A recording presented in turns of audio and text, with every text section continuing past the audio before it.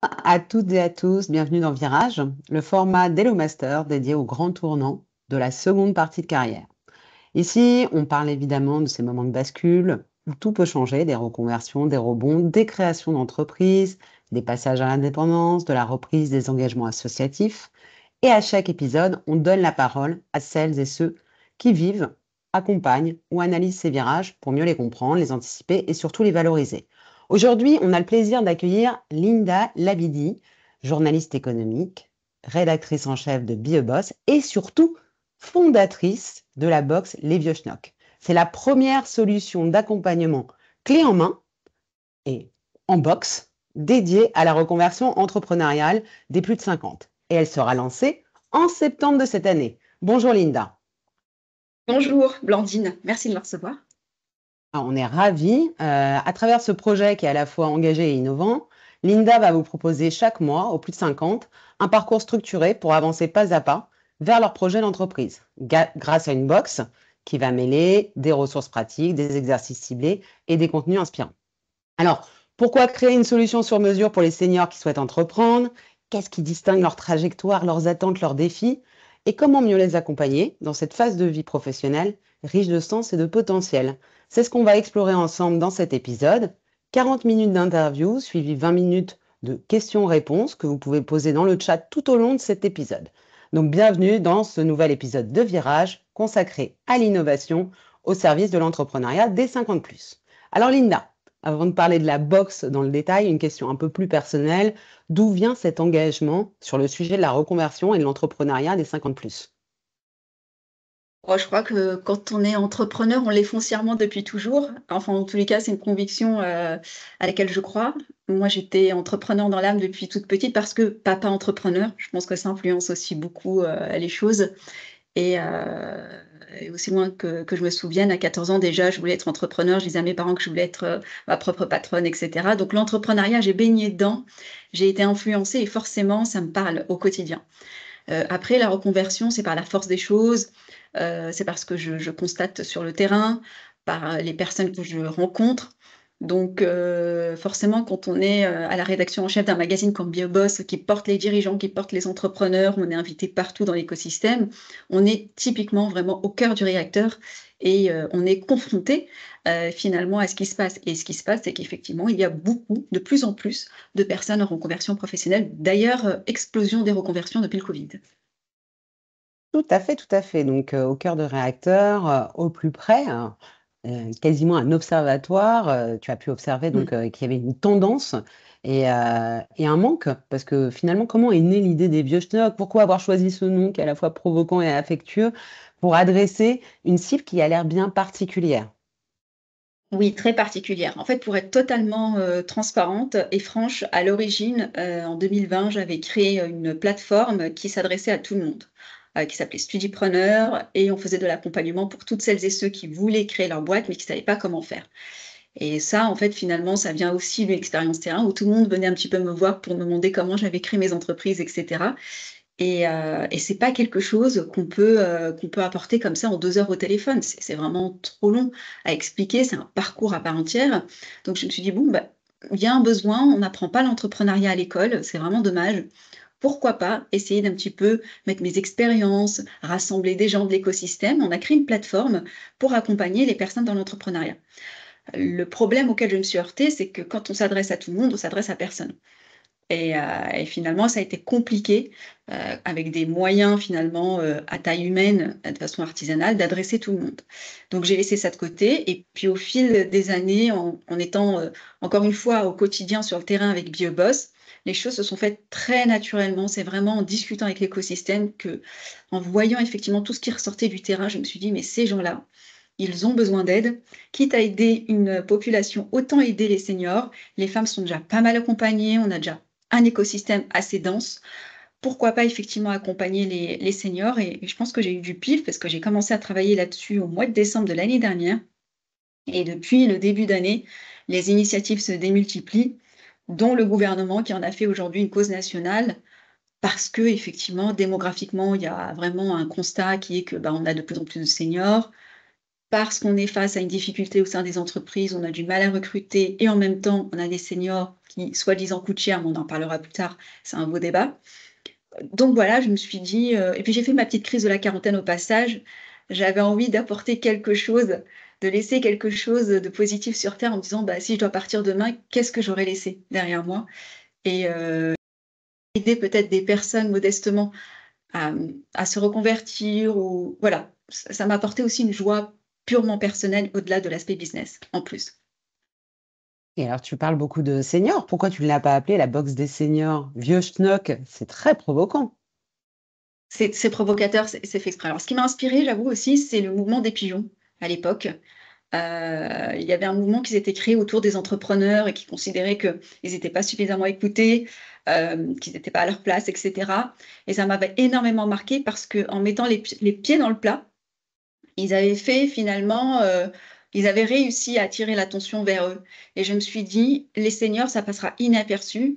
Moi, au-delà de vendre une box, ce que je veux, c'est vraiment créer un mouvement autour de cette cause, qu'on puisse reconsidérer effectivement la place des seniors au sein des entreprises. En discutant avec une amie, je me rappelle de la discussion, je lui disais: «Mais je comprends pas, à partir de 50 ans, ça y est, on a un vieux schnock dans une boîte». Et là, ça a fait tilt. Je me suis dit: «Mais le seul moyen finalement, heu, de mettre ça en exergue, c'est de l'appeler tel que finalement, les entreprises considèrent ces seniors-là. Il y a 2 moyens finalement dans la vie de faire parler de soi, soit, par de défendre une cause aussi, c'est soit d'y aller en frontal, en se battant dans la violence, soit d'utiliser l'humour. Et à ce moment-là, je me suis dit: «De quoi j'ai envie?» J'ai pas envie d'y aller, voilà, en mode baston, donc je vais utiliser l'humour pour vraiment attirer les projecteurs sur cette population qui existe dont je ferai partie dans à peine 3 ans, hein, selon certaines entreprises. Et je me suis dit que c'était un bon moyen de dédramatiser déjà la cause, et d'attirer les projecteurs pour que vraiment les entreprises se rendent compte de la responsabilité qu'elles portent au quotidien. Et alors là, tu nous parles beaucoup des entreprises, justement, et tu nous dis, à 50 ans, on est considéré comme un vieux schnock dans une entreprise. Quel regard tu portes, justement sur l'évolution, sur le rapport au travail par rapport à cette population, la place qu'ils ont, dans les écosystèmes plus corporate? Est-ce que tu as Mmh. observé, parce que tu es au plus près du terrain, est-ce que tu as observé des transformations? Est-ce qu'il y a une discrimination qui perdure? Est-ce qu'il y a des choses qui changent? Oui, il y a les 2 volets. On va dire que j'en veux pas directement aux entreprises parce qu'elles sont, finalement, l'effet collatéral d'une culture finalement qui est intrinsèque à la France, parce que ça se passe pas comme ça dans d'autres pays. Et finalement, culturellement, en France, on s'est habitué à considérer les salariés à partir de 50 ans, obsolètes. Il y a même des process, vraiment établis où les services RH vous disent: «Bah oui, effectivement, j'ai, des injonctions à partir de 50 ans, on gèle les augmentations, on gèle les perspectives d'évolution». Finalement, les personnes sont dans les placards, voilà. Hem C'est une forme de discrimination qui est quand même assez violente, parce qu'on a tout donné, parce qu'on est plein de compétences et tout d'un coup, voilà. Hem, oui, il y a ce constat-là, mais de l'autre côté, il y a aussi des entreprises qui prennent conscience de ça. Il y a tout un écosystème qui prend conscience de ça. Tout le monde n'est pas mauvais. Il y a des gens qui veulent faire bouger les lignes, changer les choses. Il y a des RH qui se réunissent entre eux, pour appliquer, certaines choses, de manière pilote pour pouvoir ensuite le démultiplier. Donc oui, il y a de bonnes choses qui sont en train de sortir de sous terre, mais ça a mis du temps. Ça a mis du temps et entre-temps, il y a encore des personnes qui se retrouvent dans l'entre-deux. Le monde va changer, mais on aura une génération de sacrifiés entre-temps. Ça, c'est certain. Alors nous, on va être un petit peu plus optimiste avec Hello Master. On pense que les lignes sont vraiment en train de bouger et des initiatives comme la tienne viennent s'additionner aux nombreuses initiatives qui sont plus peut-être du registre du plaidoyer, mais où des entreprises s'engagent, Mmh, signent des chartes, se rendent visibles sur le sujet, ce qui totalement, n'était pas le cas il y a encore quelques mois. Je te rejoins vraiment totalement. sur ce sujet. Donc là où on voit que les lignes bougent de manière générale sur la considération qu'on peut avoir de l'expérience, dans le monde du travail en particulier, dans le monde économique de manière générale, on observe aussi cette tendance à une forme de montée en puissance de la création d'entreprises après 50 ans. Selon toi, quelles sont les principales motivations qui vont pousser ces talents expérimentés à se lancer finalement? Je te remercie pour la question parce que finalement, J'ai été confrontée il n'y a pas très longtemps à quelqu'un qui me disait: mais tu crois que tout le monde a envie de devenir entrepreneur? Un peu, ça voulait dire, comme vous. Ce à quoi j'ai répondu très gentiment: «Mais tu crois qu'ils ont le choix à 50 ans de devenir entrepreneur ou non?» Parfois, à 90 des cas, dans 90 des cas, ils n'ont pas le choix. C'est-à-dire que, ils ne sont pas employables, en tous les cas, pas au niveau où ils le souhaitent. Hem, Ils ont des difficultés finalement à se trouver une place où il y a du sens. Ils ont envie de transmettre, mais ils sont peut-être pas forcément au bon endroit, au bon moment. Et donc souvent, lorsque je discute avec des seniors qui se reconvertissent dans l'entrepreneuriat, souvent ils me disent, ils me confient que oui, ils sont devenus entrepreneurs par dépit.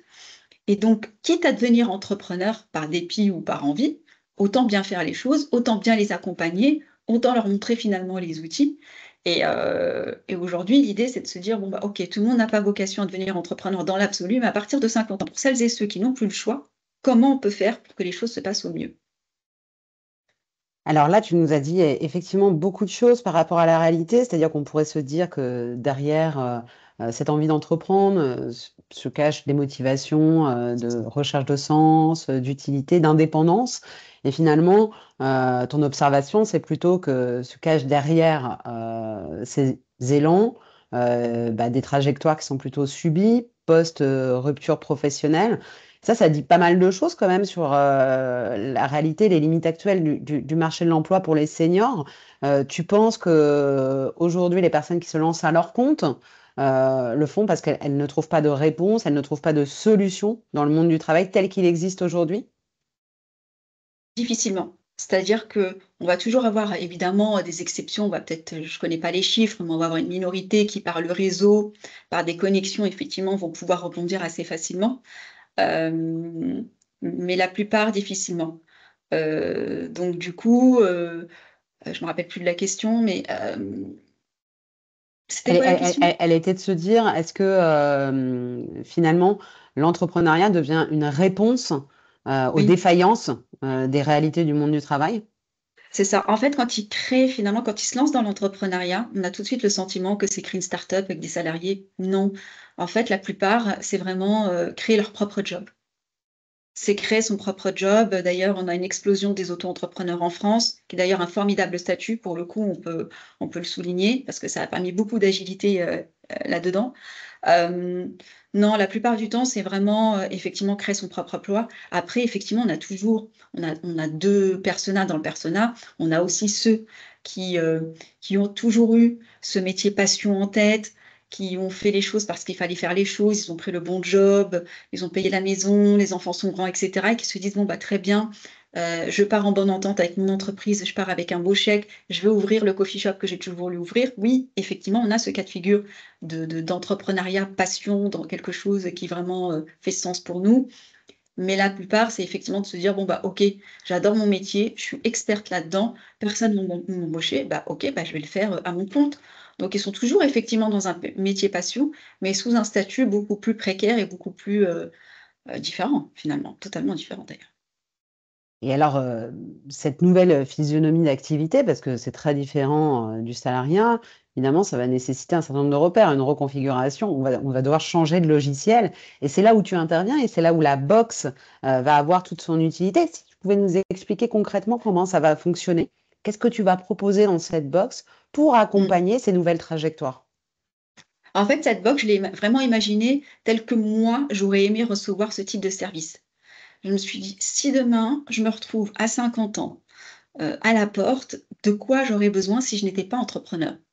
Heu, Vous êtes entrepreneur, vous avez passé 12 ans, 15 ans, 20 ans dans la même entreprise, vous êtes totalement déconnecté de l'écosystème entrepreneurial. On sait qu'il y a plein de choses qui se passent, des choses formidables. On a la chance d'avoir un écosystème qui est extrêmement riche, mais parce qu'il est riche, on est totalement perdu si on ne vient pas de ce milieu-là. Donc je me suis dit: «La meilleure chose, ce serait d'avoir quelqu'un qui puisse amener chez moi, effectivement, le nectar, et bien, de cet écosystème». Donc déjà, il y a la notion de amener effectivement les infos, les contacts, les éléments à la personne. Ce qu'ils vont pouvoir, en fait, finalement découvrir dans la box en s'abonnant, ils vont peut-être mettre, 8 mois, 6 mois à le faire d'eux-mêmes, c'est-à-dire essayer de défricher ce qui se passe et cetera. Nous, on le fait pour eux Et deuxième point, on est garde-fou. C'est-à-dire que tous les partenaires qui sont à l'intérieur de la box, on les connaît bien. La plupart, on travaille avec eux effectivement chez BioBoss.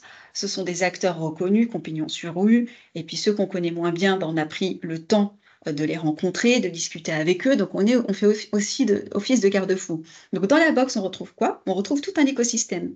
On retrouve des outils concrets, par exemple, des modules, des exercices, des livres blancs, des e-books, des liens de redirection, parce qu'effectivement, on a des produits digitaux, bien sûr, beaucoup, des liens de redirection vers des templates ChatGPT, des formations, enfin, pas mal de choses, mais aussi un écosystème de partenaires. Ok, j'ai fait cet exercice ou cet atelier avec cette personne, ça m'a beaucoup plu. Eh ben, je vais pas aller chercher midi à 14 heures, cette personne, elle me plaît. Si elle est dans la box, c'est qu'effectivement tout a été vérifié derrière. Je vais pouvoir effectivement la solliciter pour aller plus loin. Donc on amène en fait l'écosystème, les éléments, leur envie aussi de découvrir l'entrepreneuriat sous un prisme plus amusant. C'est-à-dire on est content de recevoir sa petite box à la maison et on est content de découvrir ce qu'il y a à l'intérieur parce qu'on ne donne jamais l'intégralité à l'avance. Comme ça, les gens découvrent, il y a l'effet surprise. Et puis, on avance step by step. On n'est pas formateur, je le souligne. Nous, on est le trait d'union entre ceux qui forment et ceux qui ont besoin. Donc, c'est vraiment ça, en fait. Aujourd'hui, on a déjà une cinquantaine de partenaires qui nous ont déjà rejoints, alors que la box n'est même pas encore lancée. Donc, c'est vraiment tout un écosystème qu'on fédère pour pouvoir vraiment permettre à l'entrepreneur de se dire: ah ouais, je savais pas que ça existait. Je discutais avec d'autres personnes qui me disaient: mais BGE, je savais même pas que ça existait, ce que c'est, etc. Donc voilà, c'est vraiment leur faciliter la vie, leur faire gagner un temps fou et leur donner envie de se lancer de façon totalement sereine et décomplexée. Moi, ça, on aime bien chez Hello Masters. Nous aussi, dans notre rôle d'agrégateur, on aime bien des personnes qui, justement, clarifient un petit peu le parcours. Et d'ailleurs, ce parcours, est-ce qu'il s'adresse à des personnes qui ont déjà bien défini leur projet, qui sont déjà lancées, ou ça peut s'adresser aussi à des personnes en phase d'exploration? Les deux. Les 2 parce qu'on va avoir des modules, par exemple, sur le positionnement, sur l'ADN de marque et cetera, mais on va aussi avoir des modules sur comment trouver son idée, tout ça. Donc on a vraiment un peu tout. Hem, c'est vraiment, il y a de tout. Disons que quand on a l'envie d'entreprendre, mais qu'on n'a pas encore défini son idée, là, ça mérite effectivement, on va pas se cacher, peut-être, un temps de 30 minutes, 1 heure, 2 heures à discuter avec quelqu'un, un coach qui soit expert là-dedans pour vraiment déjà savoir ce qu'on veut. Et une fois qu'on a défini les bases, bon, bah, après, effectivement, c'est beaucoup plus simple. Mais oui, on peut prendre contact avec des coachs, avec des experts pour clarifier, que ce soit un juriste ou que ce soit parce que des fois, on peut avoir l'idée, mais est-ce que c'est applicable en France? Enfin, voilà. Donc, oui, oui, évidemment, oui, on peut. Et dans toute cette phase de recherche, notamment pour constituer ton pool de partenaires, je pense que tu as identifié des thématiques ou des étapes qui sont un peu plus complexes, un peu plus sensibles dans le parcours d'accompagnement. Et là où on a besoin vraiment d'être guidé le plus fort, où on a besoin vraiment d'identifier les bons partenaires, les bons collectifs, les bonnes ressources. Est-ce que tu en as deux ou trois en tête, ou est-ce que finalement toute étape est extrêmement importante dans le parcours de l'entrepreneur? Oui, alors, oui et non, c'est-à-dire que dans l'absolu, toutes les étapes sont importantes, mais c'est vrai qu'on constate deux, oui, on va dire 2 2 points forts, enfin vraiment 2 antennes, on va dire. La première, ça dépend de votre niveau. En fait, on va avoir des personnes qui sont vraiment au niveau intermédiaire, qui sont déjà à un stade avancé, parce qu'ils ont été cadres, parce qu'ils ont voilà, ils sont déjà affûtés sur pas mal de sujets et eux, ça va être vraiment tout ce qui est partie, levée de fonds, toute la partie business plan, toute la partie purement technique parce que tout ce qui est toutes les étapes d'avant, ils voilà, c'est assez aisé pour eux. Par contre, toutes les personnes qui n'ont pas du tout eu l'habitude de gérer des projets, qui n'ont jamais, même pensé, envisagé créer un jour, une boîte, toutes les premières étapes sont hyper importantes. Le positionnement, l'ADN de marque, c'est qu'est-ce que je propose? À qui je le propose? Quelle est ma place dans la concurrence? Ça paraît du b.a-ba, mais vraiment pour les personnes qui n'ont jamais mis le nez dans l'entrepreneuriat, c'est essentiel, ils sont totalement perdus. Ils ont besoin effectivement qu'on clarifie leur idée. Ils ont besoin de savoir où ils vont, comment ils vont y aller. Est-ce que c'est le bon moment? Est-ce que c'est les parfois ils ont des supers idées, mais c'est des idées passion. Par exemple, le nombre de fois où j'entends: «Oui, j'ai envie de créer ma marque de vêtements parce que j'adore la mode». Alors, on va se poser 2 minutes autour de la table parce que s'il y a bien un univers où c'est totalement bouché, où il faut énormément de moyens pour se démarquer, c'est bien celui de la mode, de la cosmétique, voilà. Donc des fois, il faut vraiment, les ramener un petit peu sur terre et de se dire: «Bon, bah, OK, si tu veux, créer dans la mode, pas de souci, mais quel est ton point différenciant?»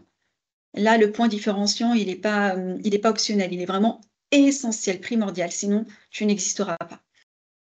Et quels sont tes moyens? Enfin voilà, il y a vraiment, plein de repères, comme ça à apporter et puis voilà, pour les niveaux intermédiaires, c'est vraiment encore une fois le nerf de la guerre, c'est vraiment la recherche de financement ou les subventions, tout ce qui est un peu plus technique, administratif, voilà. En général, c'est ce qui ressort, c'est les 2 tonalités. Donc là, on entend bien que tu vas être en mesure, d'accompagner justement, ces publics, sur, des aspects très pragmatiques, très techniques, leur donner des repères. Il y a un aspect dont on parle moins, mais qu'on sait essentiel, c'est l'aspect psychologique, le mindset, en fait, du profil qui va se lancer. Est-ce que tu vas adresser aussi les problématiques, qui peuvent être liées à l'isolement, le syndrome de l'imposteur, le manque de repères et de pairs, dans son entourage quand on vient pas de ce sérail? Est-ce que, dans la boxe, on va aussi trouver des ressources qui peuvent un petit peu nous guider et lever des freins qui sont plus, des freins psychologiques que des freins, en termes de moyens ou pragmatiques? Totalement. On a même une 13e box pour toutes les personnes qui achètent l'abonnement à l'année en une fois. Ils ont droit à une 13e box, donc offerte qui est 100 dédiée au développement personnel.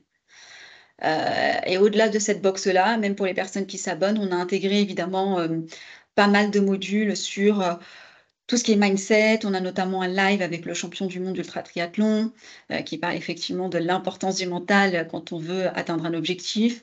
On a même, des modules, de visualisation créatrice, où là, on va vraiment aller chercher dans le subconscient comment effectivement atteindre un objectif avec des méditations qui vont venir influencer le subconscient. Donc on va très loin effectivement dans certaines approches.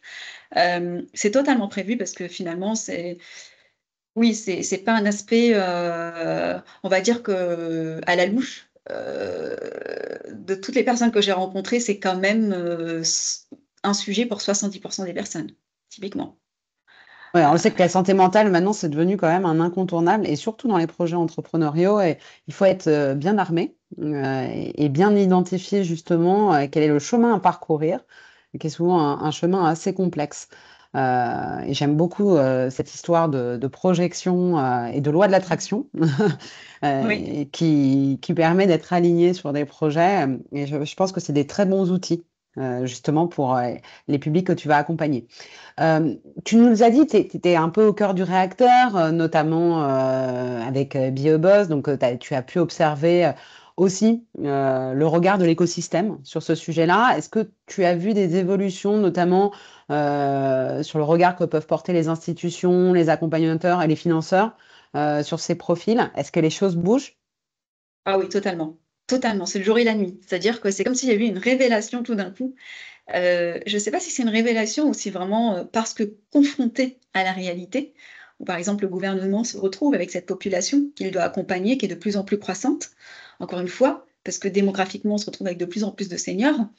Et de l'autre côté, les entreprises qui râlent parce qu'elles ne trouvent pas de talent à embaucher. Et donc, à un moment donné, ils ont dû se poser autour d'une table et réfléchir, ces gens-là, et se dire qu'on pouvait peut-être joindre ces deux mondes. Et c'est pour ça qu'on travaille effectivement à des contrats spéciaux seniors, avec des avantages pour les entreprises qui embaucheraient plus de seniors. Donc, oui, il y a tout un écosystème qui est en train de bouger. France Travail a mis en place pas mal de choses, que ce soit les associations avec Senior Force Plus, que ce soit dans le privé aussi, parce qu'encore une fois, toutes les entreprises sont pas malveillantes, hein. Il y a des entreprises formidables qui ont envie de faire plein de choses, qui mettent en place, qui testent des choses, et cetera. Oui, là, c'est le jour et la nuit.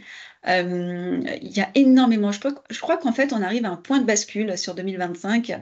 Il y aura un avant et un après senior. Je ne sais pas comment toi tu le ressens, puisque tu es aussi dans Bah, l'écosystème. oui, j'observe la même chose que toi. Je pense que, là, on est, vraiment, sur un nouveau normal qui est en train de se créer avec, non pas des déclarations très hautes, d'intention, mais plutôt, bah, des dispositifs concrets qui se mettent en place, avec des échelles différentes, mais qui vont influencer à la fois la manière dont on envisage, le monde du travail, mais aussi qui vont rendre possible de nouvelles aventures entrepreneuriales. On voit que ça bouge, effectivement. On avait reçu la BPI, le BPI Lab sur une étude sur l'entrepreneuriat des 50 plus, et des chiffres étaient assez éloquents sur le fait qu'il y avait un vrai virage. Mais ça va bouger aussi dans la reprise d'entreprise, ça va bouger dans pas mal de domaines, et les écosystèmes publics sont en train aussi d'accompagner cette transition. Et d'ailleurs, ça me permet de sauter sur ma question suivante. Si tu avais un message à faire passer aux entreprises, peut-être sur accompagner ces transitions externes, est-ce qu'elles ont un rôle à jouer dans l'accompagnement, y compris si après l'aventure ne se joue pas chez elles? Est-ce que les politiques publiques ont des choses aussi à faire que tu trouverais assez malines pour accompagner ces reconversions? Oui, je leur dirais, soyez actrice du mouvement et n'attendez pas d'être suiveuse parce que, en image de marque, c'est hyper important. On retient toujours finalement, les leaders, les locomotives, celles qui ont été là dès le début. Être suiveur, c'est trop facile et puis finalement, c'est comme si on avait suivi par dépit, parce que tout le monde le fait. Je pense que c'est bien, d'être acteur de ce mouvement, de dire qu'on a cet aspect visionnaire, qu'on est en phase avec, le changement du monde. Et en général, plus l'entreprise est grande et moins elle a ce courage, pour plein de raisons. Parce que plein d'actionnaires, parce que plein de choses au niveau de la structure qui ne le permet pas. Mais je trouve que euh, plus elles auront ce courage et cette audace, et plus elles pourront marquer l'histoire. C'est vraiment, on est en train de vivre quelque chose d'historique quand même, c'est-à-dire qu'on va vraiment avoir un avant et un après. Et je pense qu'elles ont une carte à jouer là-dedans, très clairement. Oui, je suis assez convaincue, je suis assez convaincue. Et si tu avais un message à faire passer à un profil expérimenté qui hésiterait encore à se lancer, au-delà de lui dire abonne-toi à la boxe. Au-delà de dire: «Abonne-toi à la boxe», non, je dirais pas ça. Je dirais que le principal, plafond de verre des seniors, c'est vraiment ce que les gens vont penser d'eux. «Mais tu vas pas te lancer ta boîte maintenant, enfin Robert, sois raisonnable», enfin ce genre de choses. Moi, je leur dirais, «Écoutez-vous». Hem, je dis pas qu'il faut pas toujours écouter les autres, je dis juste qu'il faut faire le tri dans ce qu'on entend. Il faut pas y aller tête baissée, il faut se faire accompagner. Si c'est par nous, c'est par d'autres, mais en tous les cas, se faire accompagner et il faut savoir aussi, sortir du lot. Faire comme tout le monde ou il y a pas plus dangereux comme phrase en entreprise, c'est: «On a toujours fait comme ça». Bah, quand on est, seul et indépendant, c'est la même chose. Oui, mais tout le monde fait comme ça, donc c'est normal de faire comme ça, ce serait, trop risqué ou imprudent pour moi aujourd'hui de monter une entreprise. Oui, si c'est fait n'importe comment, oui, clairement, c'est imprudent. Maintenant, tant que le risque est mesuré et que vous trouvez du sens dans ce que vous faites, qu'est-ce que vous préférez? Pour la dernière partie de vie, parce que soyons pragmatiques, ce sont c'est la dernière chance d'être épanoui dans la vie professionnelle, pour ceux qui n'ont pas eu la chance de l'être, est-ce que vous voulez être dans un placard ou est-ce que vous avez envie de vous affranchir, de prendre le taureau par les cornes et de vous dire: «Bon, bah, OK, aujourd'hui, je vais m'écouter, je vais essayer de donner du sens à ma vie. Tout ne sera pas parfait, mais au moins je serai alignée à qui je suis, à ce que je veux être». Voilà, donc s'écouter. Donc c'est une fantastique chance qu'il faut saisir, c'est ça un peu le message. Et aujourd'hui, on peut le faire sans plonger dans l'incertain, parce qu'il y a un certain nombre de structures, tu l'as dit, qui existent. Il y a des dispositifs aussi qui accompagnent. Et il y a des solutions qui permettent de se faciliter la vie au quotidien, comme Oui. la boxe. Là, je vais laisser donc tout le monde pouvoir poser des questions dans le chat. Moi, j'en ai une sur cette boxe. Donc, elle sortira qu'en septembre. Il va falloir qu'on soit patient.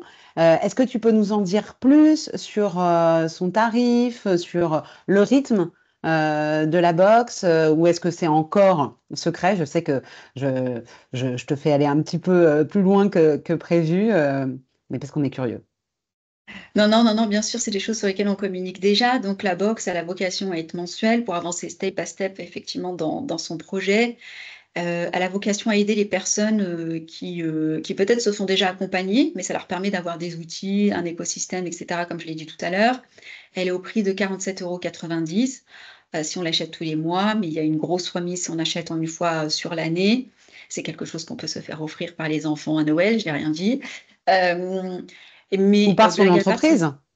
C'est ce que j'allais dire et blague à part, c'est quelque chose qu'on propose aussi aux RH des entreprises en disant: «Bon, bah, voilà, c'est bien beau de donner un chèque effectivement à la personne, qui quitte l'entreprise. Pourquoi pas aller plus loin et payer tout simplement l'accompagnement d'après et de financer effectivement les 12 box sur l'année qui va suivre?» Ça permet quand même de rassurer la personne en se disant: «Bon, bah, OK, ça me permet au moins de pouvoir entrer en contact avec une communauté déjà, parce que, voilà, on peut discuter entre nous. Ça peut permettre encore une fois oui, de connaître cet écosystème, de le découvrir, sans appréhension, sans stress. Ça rassure d'être porté. Donc voilà.